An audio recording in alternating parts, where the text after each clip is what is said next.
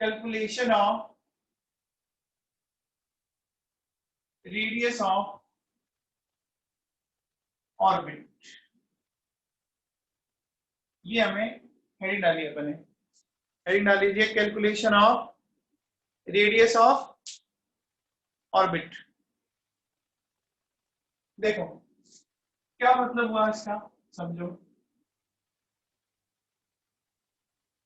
ये न्यूक्लियस है और ये इलेक्ट्रॉन है, ठीक है। न्यूक्लियस से इलेक्ट्रॉन के बीच की जो डिस्टेंस है, एक तरह से सेंटर से पेरिफेरी की होगी, इसी को अपन क्या बोलेंगे, रेडियस बोलेंगे। अब देखो बेटा क्या होगा, सुनो। हमने दो चीजें पढ़ी थी, mv square r equals to kz square upon r square.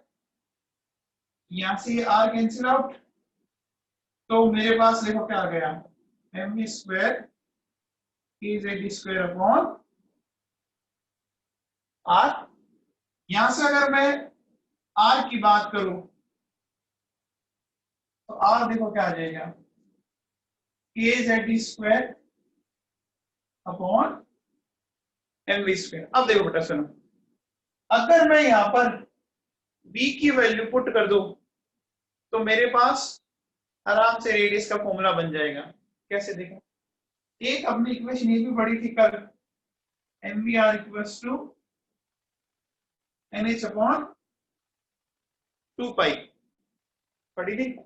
यहां से देखो बेटा v की वैल्यू निकालें, इस v की वैल्यू निकालें nh अपॉन 2 पाई mr, और इस v की वैल्यू को यहां रखें, देखो क्या हो जाएगा, kz स्क्वायर m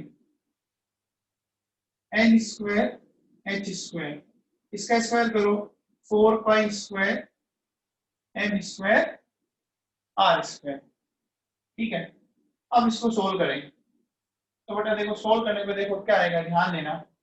ये हो गया kz स्क्वायर, ये एक m से कैंसिल आउट हो जाएगा, ठीक है। क्या बचेगा देखो 4 pi square m r square n square h square आ गया। इसको ऊपर ले जाऊंगा बेटा, है ना।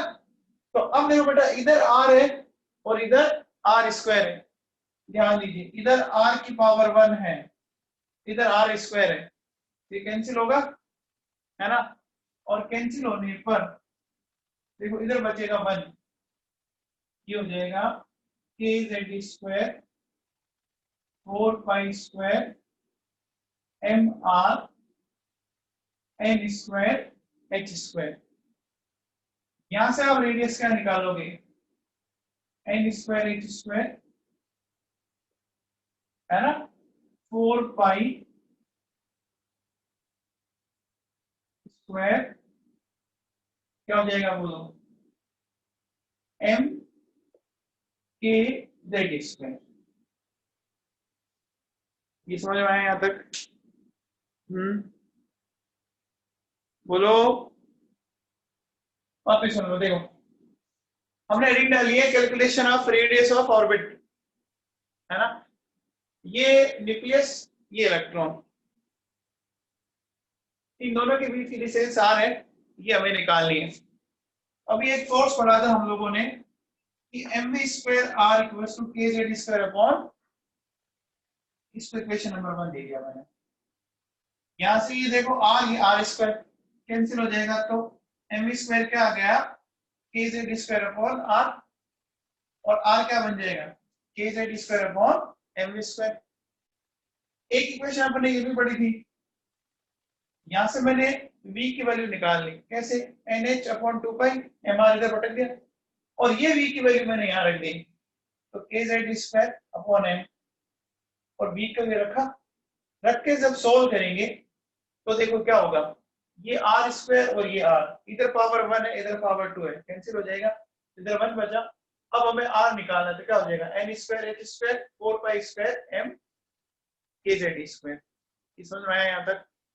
बोलो आगे इतना समझ में? बोलो। अब देखो बेटा सुनो, इसमें क्या क्या चीजें हमारे पास कांस्टेंट है। देखो बेटा सुनो, n तो चेंज होगा, h कांस्टेंट है 6.62 इंटू 10 की पावर -34। 4 5 की वैल्यू ये करेंगे। फिर m क्या लेंगे? Mass of electron. तो देखो बेटा मैंने h की वैल्यू रख दी, पाई की वैल्यू रख दी, m है 9.1 इंटू 10 की पावर -31। k की वैल्यू मैंने बताई थी आपको 9 इंटू 10 की पावर 9, ठीक है, मल्टीप्लाइड बाई z, ठीक है। और फिर इलेक्ट्रॉन का कितना चार्ज है ये करेंगे अपन, ठीक है। मैंने सारे कांस्टेंट की वैल्यू रख दी, ठीक है ना। क्या किया मैंने? h की वैल्यू रख दी 4 पाई, मास ऑफ इलेक्ट्रॉन k की वैल्यू बताई थी मैंने अभी आपको थोड़ी देर पहले, ठीक है। z चेंज होगा, इलेक्ट्रॉन का चार्ज ये मैंने सारा रख दिया। एक काम करो, पहले इतना नोट कर लो, फिर एक्सप्लेन करते हैं आगे। फटाफट इतना नोट करो।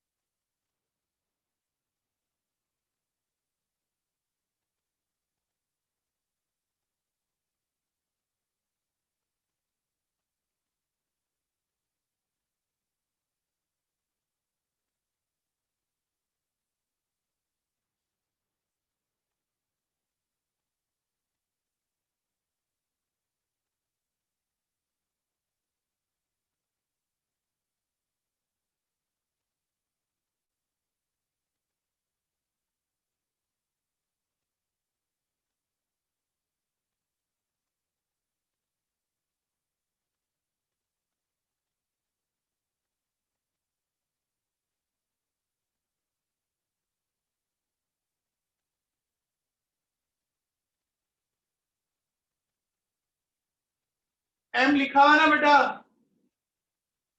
ये देखो ये लिखा हुआ है m की वैल्यू 9.1 इंटू 10 की पावर -31। रिया सैगल लिखा हुआ है।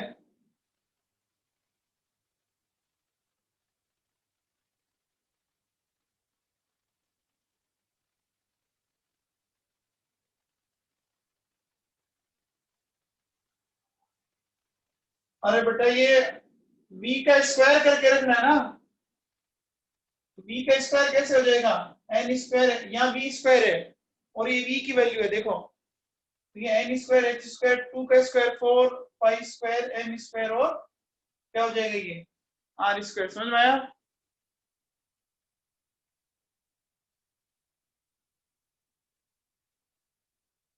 देखो वापस सुन लो एक बार, देखिए क्या हो रहा है, सुनो। ये एटम है, इसका न्यूक्लियस, इसका इलेक्ट्रॉन, तो इन दोनों के बीच की जो डिस्टेंस होती है उसको रेडियस बोलते हैं, ठीक है। अब क्या करेंगे कि जब ये सर्कुलर पाथ में चले, तो कल हमने क्या सीखा था कि centripetal force and centrifugal force should be equal. तो ये मैंने कल सीखा था mv square r upon K Z square upon R square, R से आर कैंसिल, तो मेरे पास क्या बचा, देखो mv square equals to K Z square upon R. अब r यहां से निकाल लेंगे, K Z square upon mv square. ये भी कल इक्वेशन आई थी, mv r equals to nh upon 2 पाई। तो यहां से v क्या होगा, इसको v को निकालो, देखो nh अपॉन 2 पाई, और इस v की वैल्यू को मैंने किया v स्क्वायर की जगह, तो मुझे स्क्वायर करके पुट करना है, तो इसका स्क्वायर करो, तो देखो n square h square 4 pi square M square R square. इस एम से ये एम कैंसिल हो गया, यहाँ देखो यहाँ हो गया कैंसिल। इसको ऊपर लेके जाओ तो क्या होगा, देखो ये 4 pi square M R square ऊपर चला गया, ये बचा एन स्क्वायर एच स्क्वायर। ठीक है, इधर आर स्क्वायर है इधर आर वन है, तो कैंसिल हो जाएगा, तो इधर आर बचेगा, यानी यहाँ वन बचा सिर्फ। इस आर को निकालना है तो इधर मल्टीप्लाई करो और ये आ गया मेरे पास। अब तो आगे समझ में। अब जो जो कांस्टेंट है वैल्यूज रख दी मैंने, है ना।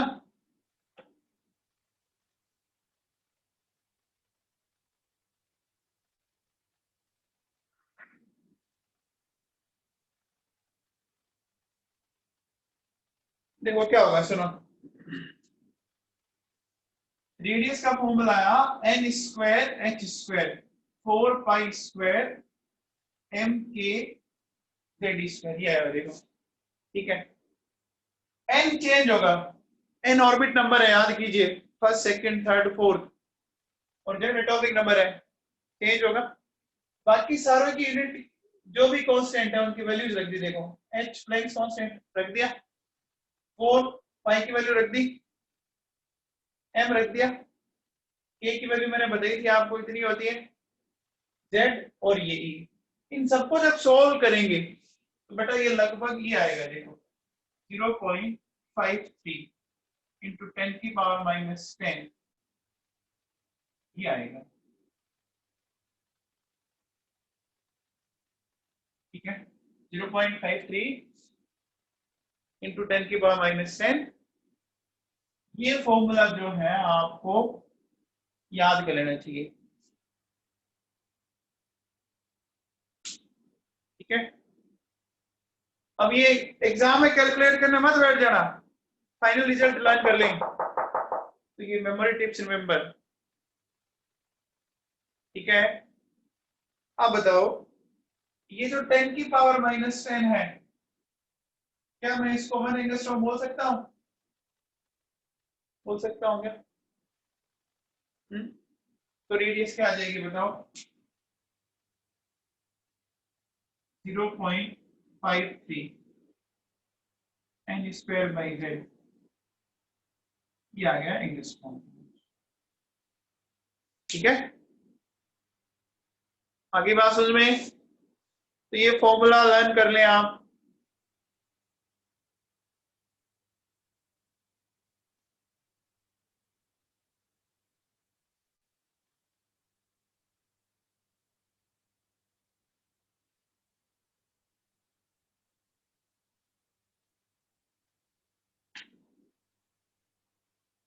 हो गया बच्चों?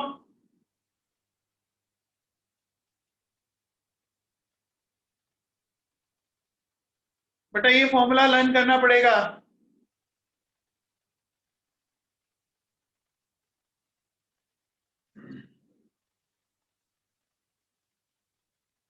अब एक चीज बताओ बच्चों, देखो फॉर्मूला हमारे पास ये आया। ठीक है, यहाँ एन देखो क्या है, ऑर्बिट नंबर, और जेड क्या है, एटॉमिक नंबर। ठीक है, ये चीज हमारे काम की है। तो सबसे पहले देखो क्वेश्चन बताओ, calculate radius of first orbit, second orbit and third orbit of hydrogen. ये मैं फाइंड आउट कर रहा हूं, ये क्या है, calculate radius of first second and third orbit of hydrogen. ठीक है, तो सबसे पहले देखो इसको कैसे लिखेंगे, radius of first orbit of hydrogen, ऐसा करेंगे। तो देखो फॉर्मूला ये है 0.53। अब बताओ फर्स्ट ऑर्बिट अगर है तो n की वैल्यू 1 हो गया, 1 का स्क्वायर डिवाइडेड बाई 1, यानी कितना आ गया 0.53 एंगस्ट्रॉम आ गया। फिर radius of second orbit 0.53, n हो गया 2 का स्क्वायर ये, तो इंटू 4 हो जाएगा, ठीक है। और यहाँ क्या हो जाएगा बताओ, radius of third orbit 0.53 into 3 का स्क्वायर, ये आ गया 0.53, ये आ जाएगा। समझ में आया सबको?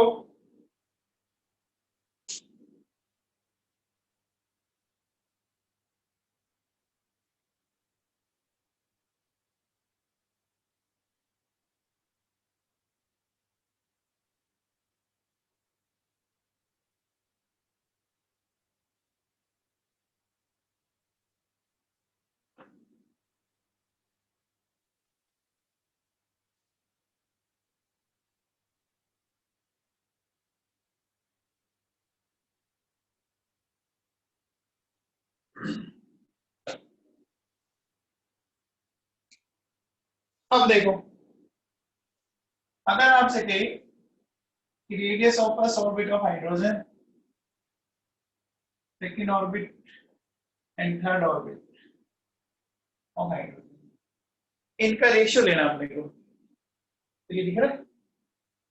तो देखो क्या है, 0.53 इंटू 1, 0.53 इंटू 4, 0.53 इंटू 9, ये कैंसिल हो जाएगा, रेशियो क्या आ जाएगा,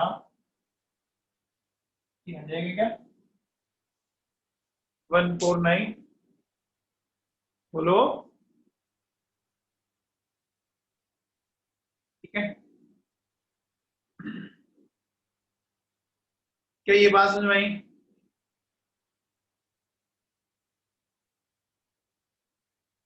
चलिए नेक्स्ट बताइए, ये कहता है calculate distance between first and second orbit of hydrogen. क्या कह रहा है आपको, सेकंड और फर्स्ट ऑर्बिट ऑफ हाइड्रोजन, इनके बीच की डिस्टेंस फाइंड आउट करनी है। इसकी फर्स्ट और सेकंड ऑर्बिट ऑफ हाइड्रोजन के बीच की डिस्टेंस है ना, इंटरमीडिएट है ना, बताओ कितनी डिस्टेंस होगी।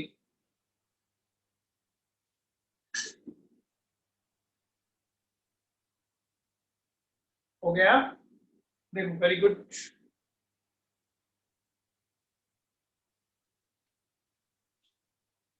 देखो कैसे करेंगे बच्चों, सुनो, ये मान लो न्यूक्लियस है, ये मान लेते हैं फर्स्ट ऑर्बिट है, और ये मान लेते हैं सेकंड ऑर्बिट है, ठीक है।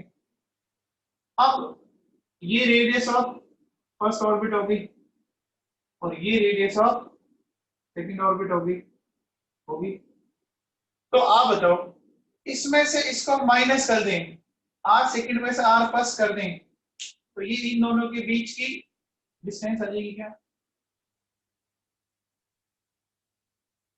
एक्स आ जाएगा। तो बोलो ये जो डिस्टेंस है वो क्या है, R second minus R first, ये आएगी, बोलो, है ना। तो आर सेकंड आपने निकाल रखिए 0.53 इंटू 4, और वो है 0.53 इंटू 1, 0.53 कॉमन आया, 4 माइनस 1,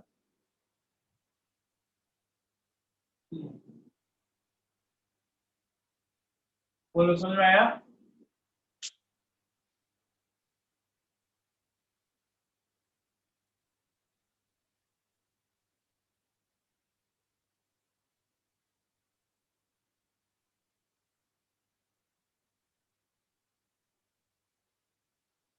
चलिए नेक्स्ट बताइए,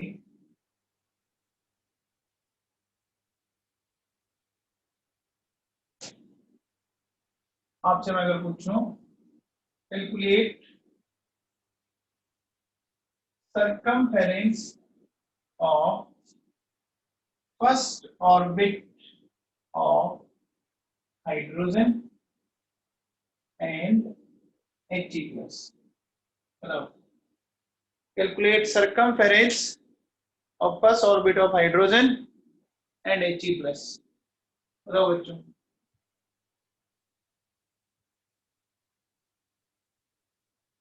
सरकमफेरेंस समझते हैं?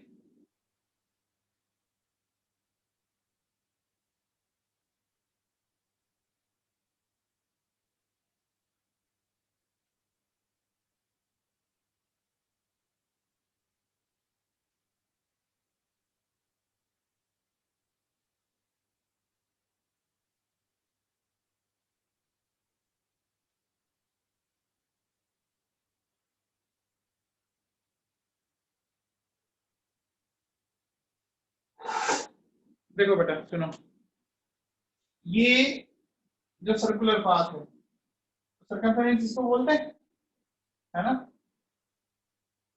तो जो सरकमफेरेंस आएगा वो होगा 2 पाई आर, ठीक है? तो 2 इंटू पाई की वैल्यू पुट की, आर होगा 0.53 एन स्क्वायर बाई जेड, ठीक है?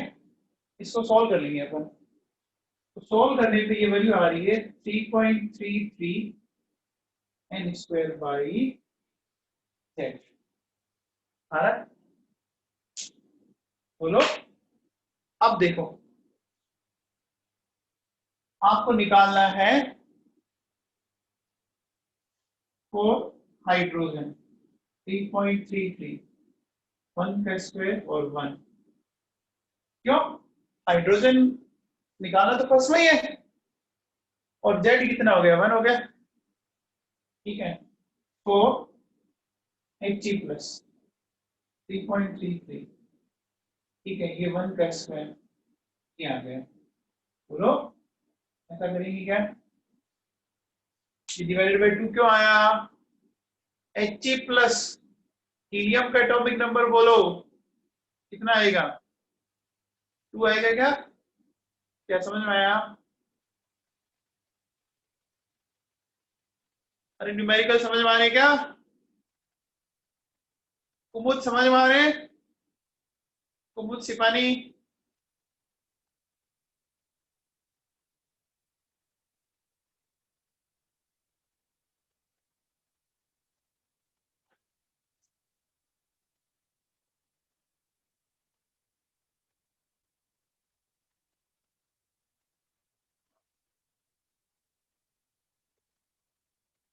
चलो देखो आगे सुनो, एक सिंपल सा क्वेश्चन बताइए। एक radius of first orbit of hydrogen is x angstrom, then calculate radius of second and third orbit of hydrogen. बताओ बच्चों।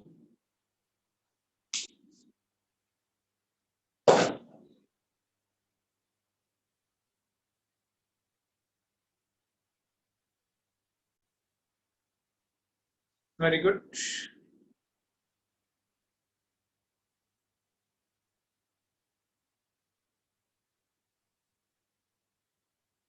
देखो बेटा सुनो, कैसे करेंगे इनको?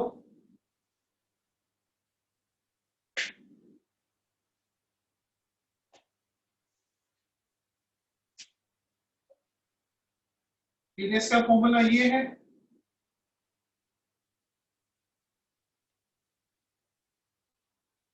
अब मुझे एक बात बताओ, ये वैल्यू तो कांस्टेंट है, ये तो हर बार यही आ रही है ना? और z आप सिर्फ हाइड्रोजन का लेके चल रहे हो, तो z भी कांस्टेंट हो गया,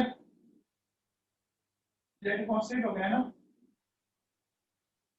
तो मैं कह सकता हूं कि r क्या हो गया? Directly proportional to n square. ये समझ में आया क्या जो मैंने किया?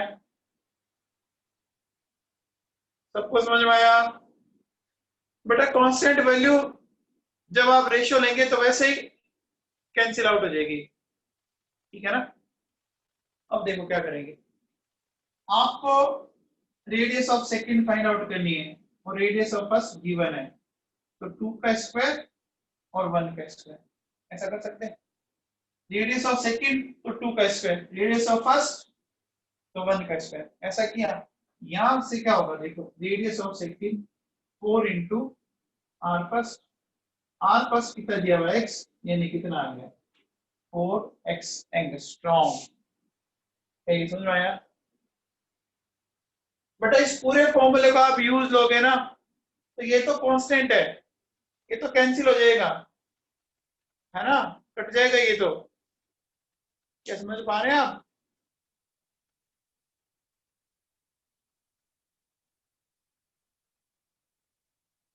अच्छा अब बताओ, आपको रेडियस ऑफ थर्ड पूछिए, फर्स्ट गिवन है तो 3 का स्क्वायर और ये हो जाएगा, तो 9 इंटू आर फर्स्ट, तो 9 मल्टीप्लाइड बाई एक्स हो गया।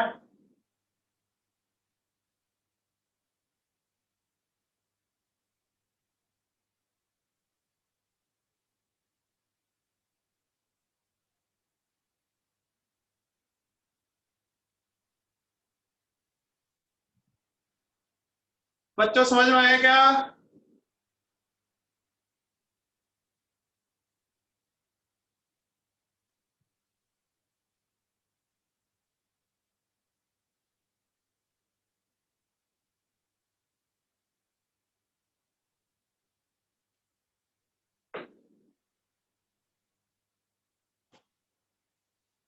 चलिए ये बताइए,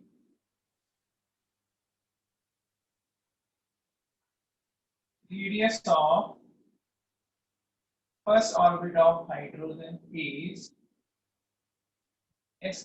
x angstrom, then calculate radius of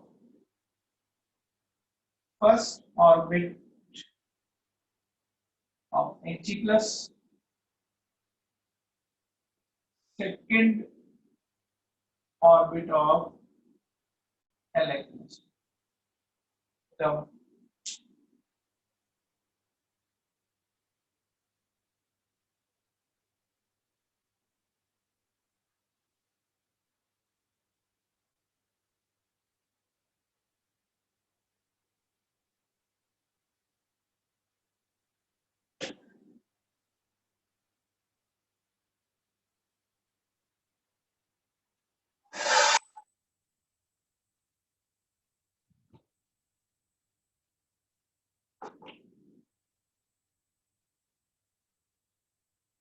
हो गया क्या?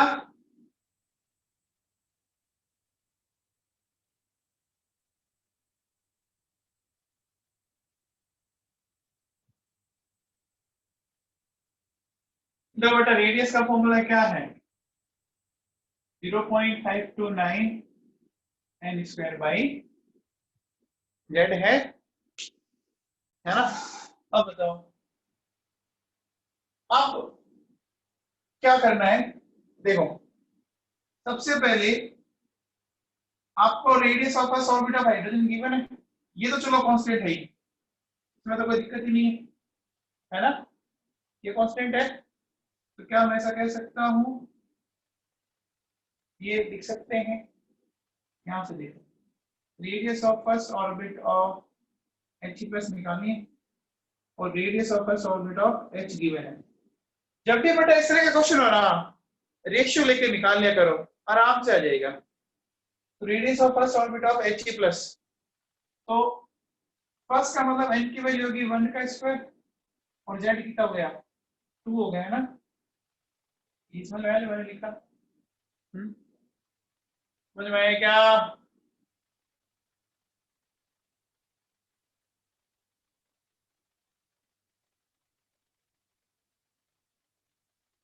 फिर देखिए radius of first orbit of,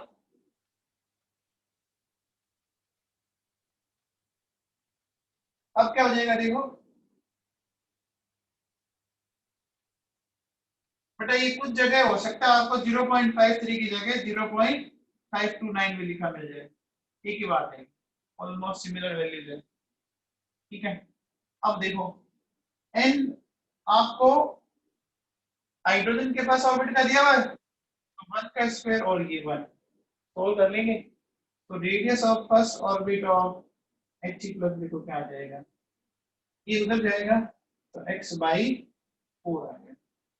आगे क्या क्या ये समझ में आया?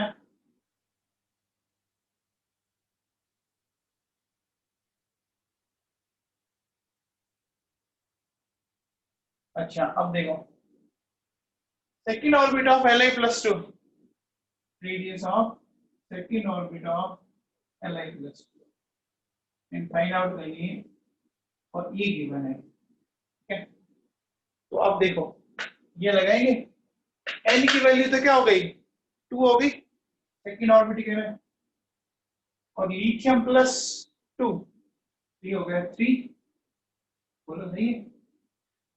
लिथियम के एटॉमिक नंबर 3 होता है, ये लिखा समझ में आया?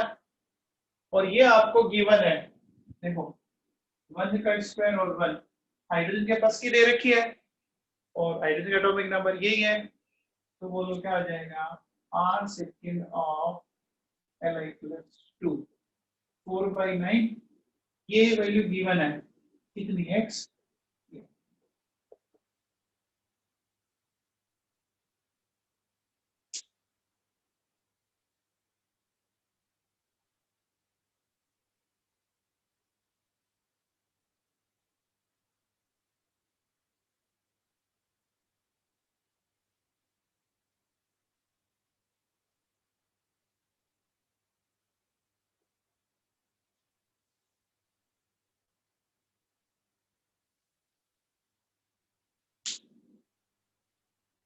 हो गया?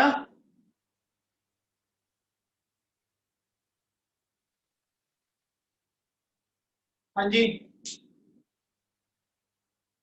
ठीक है, कोई डाउट?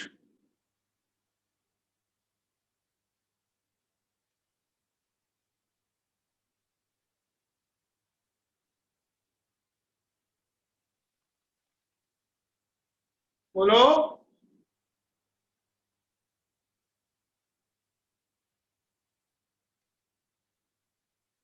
अरे समझ में आ गया क्या?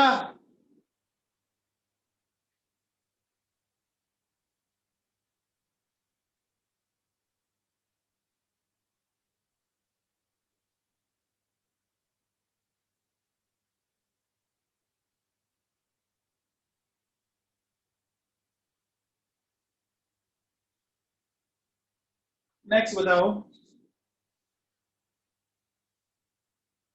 Calculate ratio of area of first orbit and second orbit of hydrogen. बताओ बच्चे, calculate ratio of area of first and second orbit of hydrogen.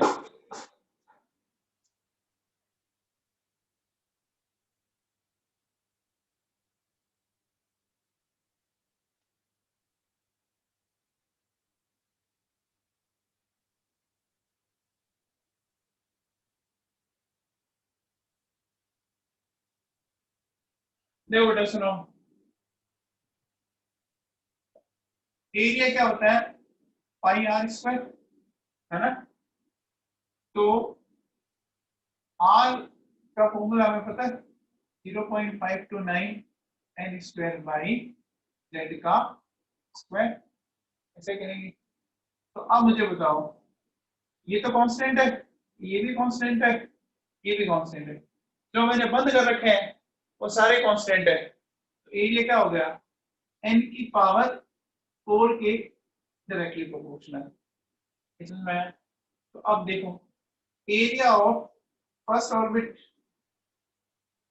And area of second orbit, है ना? तो n की पावर 4, तो 1 की पावर 4 और 2 की पावर 4 कितना आ गया 1/60।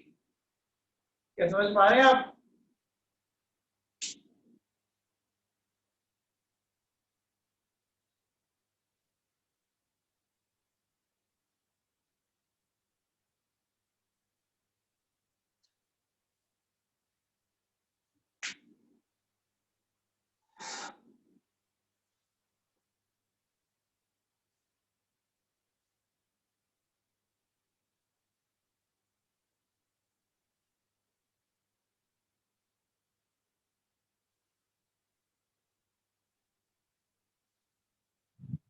नेक्स्ट देखो,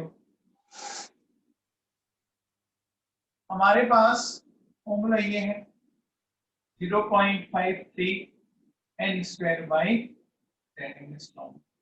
ये है फॉर्मूला, है ना? हो सकता है कुछ जगह आपको 0.529 लिखा मिल जाए, ठीक है। अब देखो केस प्लस अगर मैं लूं, मैं कहता हूं कि z कांस्टेंट है, z को मैंने क्या कर दिया कांस्टेंट कर दिया, z कांस्टेंट, ये वैसे ही कांस्टेंट होता है, तो r क्या हो गया n स्क्वायर के डायरेक्टली प्रोपोर्शनल हो गया क्या बेटा, ये कांस्टेंट कर दिया, ये कांस्टेंट है, समझ में आया? r directly proportional to n square, ये बात समझ में आई क्या? अब देखो r और n स्क्वायर के बीच में ग्राफ ऐसा है क्या? आपका ये बढ़ता जाएगा, r बढ़ता जाएगा, तो ये बात समझ में आई? अच्छा अब बताओ, अगर r और n के बीच में अब कैसा आएगा बताओ?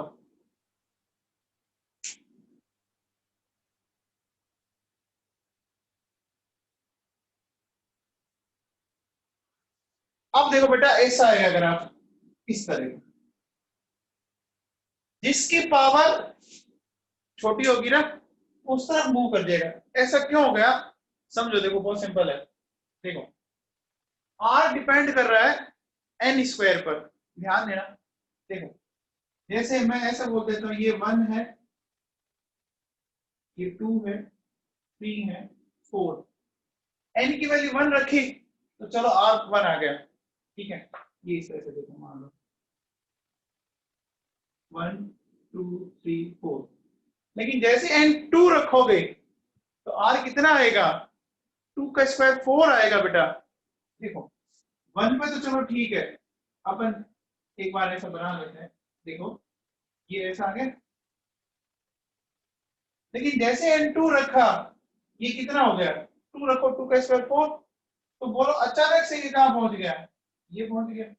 3 रखोगे तो अचानक से क्या हो जाएगा 9, तो ये और ऊपर चला जाएगा, ऐसे मान लीजिए। एक बार मैं यहाँ बना लेता हूँ, ये ग्राफ देखो कुछ इस तरह से आ रहा है। ऐसे ग्राफ में ध्यान रखो, जब भी ऐसा रिलेशन आ जाए तो जिसकी पावर कम है उस तरफ मोड़ गया करो। अरे ये समझ में आएगा, ये बात समझ में आई क्या?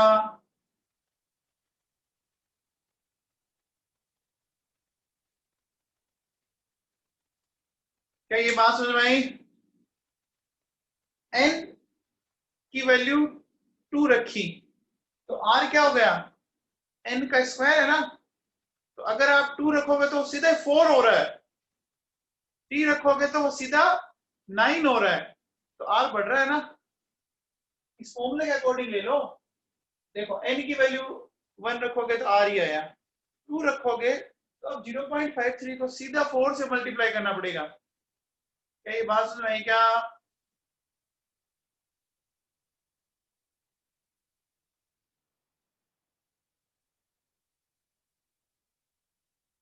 अब देखो अगर मैं लेता हूं केस सेकंड कि n कांस्टेंट हो,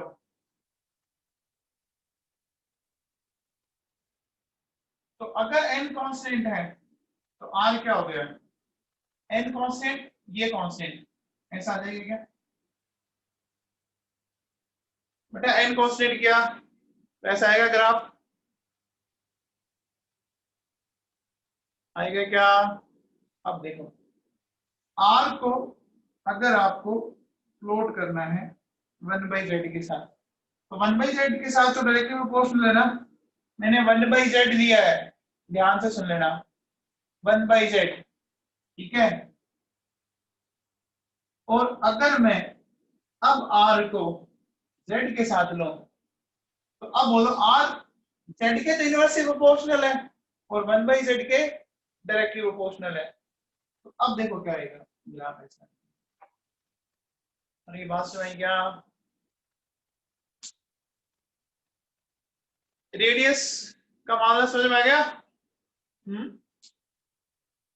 ये फॉर्मूला आप लर्न कर लें, बाकी अपन कर लेते हैं बेटा।